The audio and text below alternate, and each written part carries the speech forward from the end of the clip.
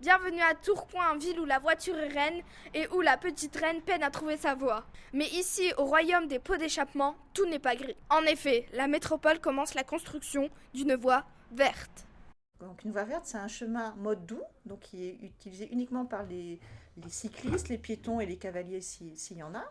Donc aucun véhicule motorisé et qui permet d'aller d'un endroit à un autre. Donc la voie verte du Férin qui va relier Tourcoing à Luing, donc qui est une ancienne voie ferrée. Donc c'est une très bonne chose parce que c'est quand même un très grand linéaire, 11 km d'un seul coup, de voies sécurisées. Les gens demandent de plus en plus des voies sécurisées. C'est quelque chose qui va permettre à la fois de se balader le dimanche, à pied, à vélo. C'est adapté aussi aux personnes en fauteuil roulant, aux poussettes, etc. Mais c'est aussi une finalité utilitaire.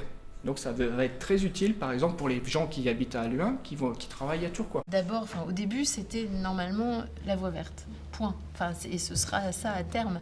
Mais on a dû reculer un peu le projet pour le doubler d'un second projet qui est le réseau de chaleur. Ça fait des années qu'on milite pour ça, qu'il puisse y avoir de la récupération de la chaleur, donc les déchets qui brûlent, récupérer cette énergie pour en faire du chauffage urbain.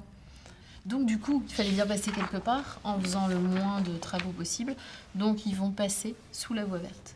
On fait le pari que si c'est plus facile de se balader d'un point à un autre à vélo ou à pied, les gens prendront moins leur voiture. Donc déjà, c'est des coûts en moins sur la voirie, sur les problèmes de pollution d'air.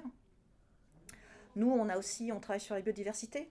C'est-à-dire qu'on ne fait pas que la bande qui va servir aux gens à se balader. On fait à côté, dès qu'on a un peu de place, on recrée des milieux humides, des bandes arborées, des bandes herbacées, pour que les animaux, la faune, la flore, puissent passer d'un point à un autre dans nos villes très denses. De plus simple, donc on fait de la nature en ville.